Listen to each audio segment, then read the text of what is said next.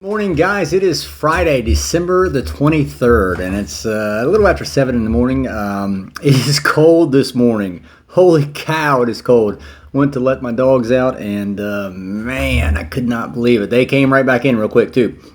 I am, although it's cold outside, it's miserable outside. I'm still thankful. I'm thankful to have the life that God has given me that I didn't think I'd otherwise have. I've come a long way. I know you guys have come a long way too. And that's why I have these coins for us now. So it's kind of hard to see, but I sent you guys pictures of them yesterday. On the front of the coin, so heavily embossed, it says Brothers in Recovery. And on the back, it says respect, trust, and caring. So, and I was thinking about those words all night last night and early this morning. The big book talks about on page 77, it says our real purpose is to fit ourselves to be of maximum service to God and the people about us. So in other words, not to serve ourselves, but to serve God. Remember, in step 3, we turned our will and our life over to the care of a God of our own understanding. So that meant that we're starting to put all of our worries, all of our ambitions on Him. And so 77, again, our real purpose is to fit ourselves to be of maximum service to God and the people about us. If that's our goal in order to maintain sobriety,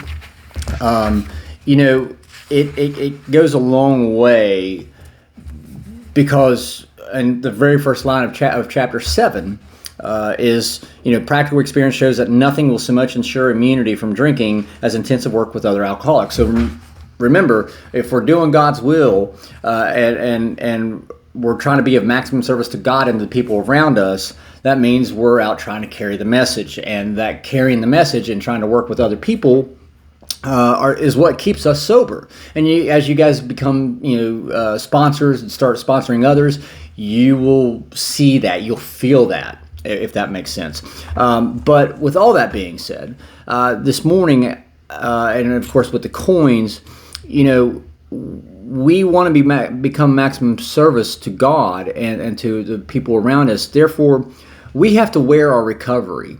Like, I'm very proud of where I was at and where I'm at now.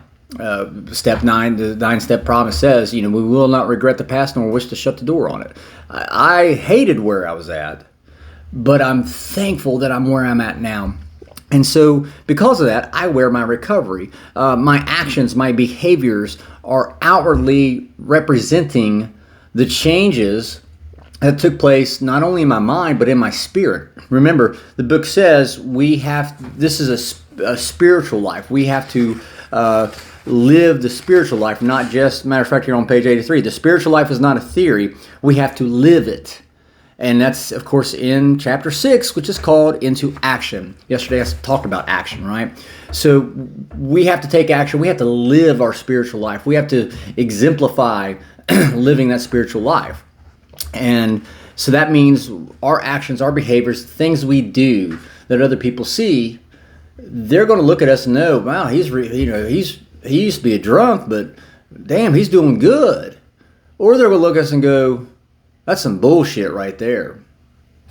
Right? I know he says one thing, but he does something different. Kind of like what I was talking yesterday about my son. I would tell my son, oh yeah, I'm going to get sober. I'm going to stop. Okay.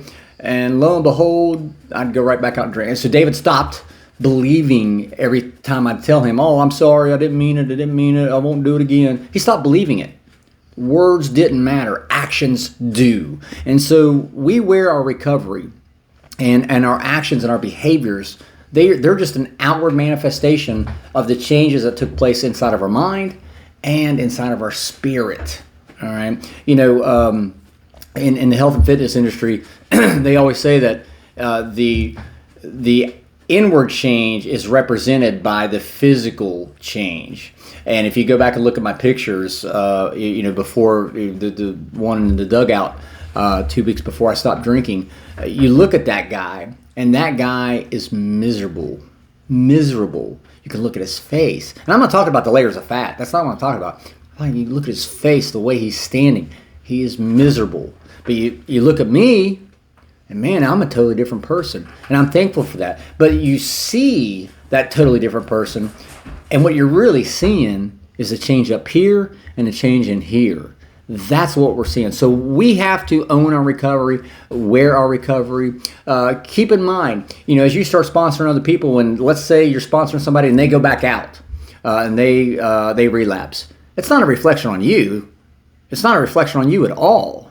Matter of fact, it's their responsibility. It's our responsibility. If I happen to relapse, God forbid, if I happen to relapse, it's not a reflection on my sponsor.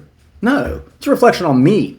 I own it. I wear my recovery. And so I want to stress that with you today and give you those words. And keep in mind the 12 steps, as we continue working through them, we're really close. Those are practiced daily. Notice I said practiced, not perfected. Practiced, not perfected. We have to do these steps each and every single day. We're going to fuck some up. We're going to get some right. That's okay.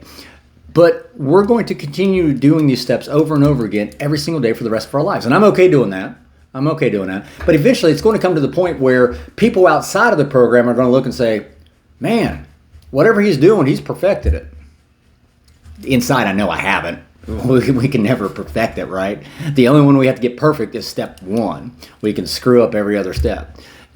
But that's okay. Again, we're outwardly presenting and showing folks the change that has taken place in here and in our hearts. And that's the message I want to leave with you today. Wear your recovery. Be proud of where you were at, but be even more proud of where you're at right now.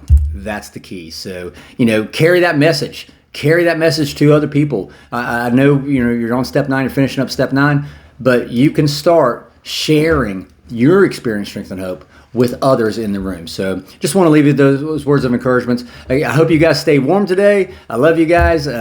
Today's Friday, the day before Christmas Eve, so I should be pretty available, I think. I got some work to do, but anyway, I love you guys, and remember, you can't get drunk if you don't take that first drink.